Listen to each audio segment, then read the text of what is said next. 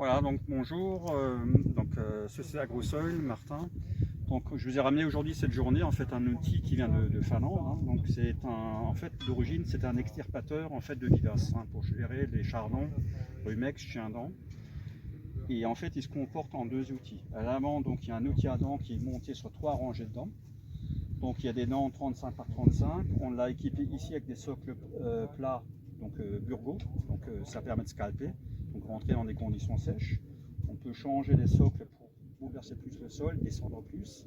Et on peut carrément mettre des socles étroits pour aller travailler s'il le fallait à des profondeurs de 15 à 25 cm.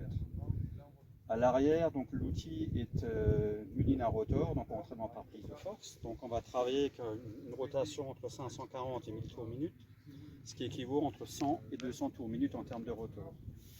Donc on règle l'outil à l'avant à travers les roues de jauge pour la contre de profondeur de scalpage. Donc on peut démarrer à partir de 3-4 cm. Donc plus le sol est plat, plus on peut aller superficiellement.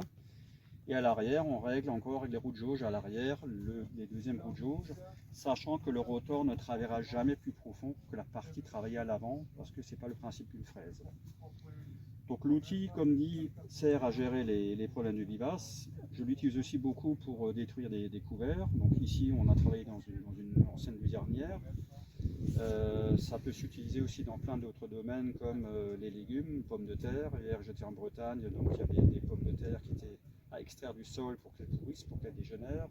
Il y a du genre des fraises. On a dans le secteur aussi, j'ai eu de la demande pour des problématiques de souchet. Donc cette fameuse bulbe qui est envahissante. Donc là, on mettra des socles, on travaillera à 20 pour les mettre en surface. Donc on remonte avec les socles et les bulbes et le rotor les extrait et les met dessus. Le principe de fonctionnement est relativement toujours le même. Jamais huile le sol à une certaine profondeur, j'ai décidé, en fonction de l'objectif à atteindre.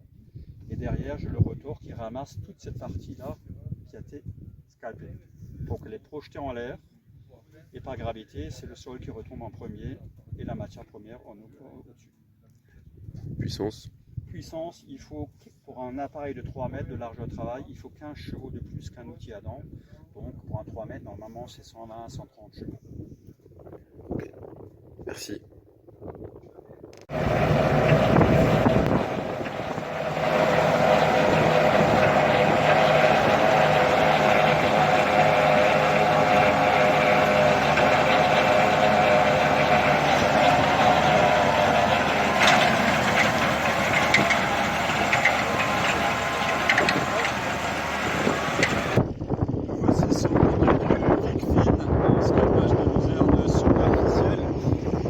Ici on peut voir que la luzerne a été scalpée puis éjectée par le rotor.